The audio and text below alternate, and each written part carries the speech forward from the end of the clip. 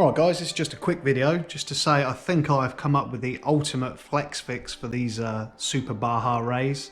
The new SBR2 that's got the wobbly back end. Yeah, I just cut some stainless steel plate. It's 3mm thick, only weighs about 99 grams, and it has literally reduced all the flex. It's not actually fitted on the other side, I was just going to show you that, but yeah, let's take a look. So I think the beauty of this design is its simplicity, because I've noticed people coming up with flex fixes where they're drilling holes in the plastic here and this webbing. I mean, this is the weaker part of the body already, so if you're drilling holes in the webbing, it's going to make it even weaker if you come to remove that. You know, the fix that other people are doing. This one actually just uses the existing holes, so this hole here, this hole here, this hole here, this hole here. I've already removed the 4 screws that were in those holes. You just take this stainless steel plate. I'm not going to be able to do this one-handed, but you offer it up over those holes, there and there, which I'll do quickly now, and then we'll have a look at how little flex there is left in the body when it's done.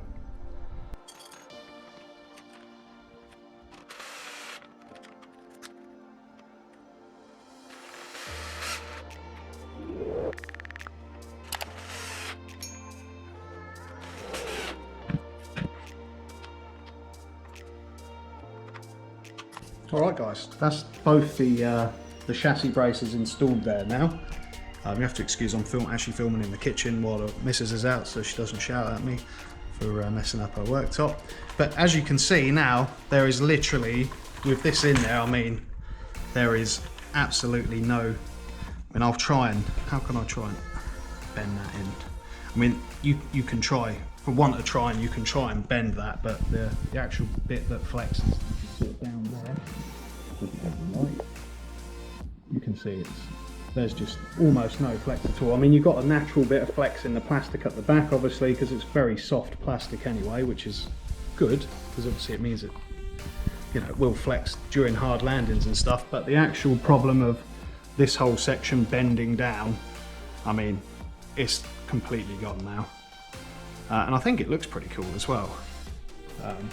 So the good news is these are available on eBay. The link will be in the description. I'm not sure how many I can make because I finish them by hand. I brushed them on a wire wheel so that they have like a nice brushed effect.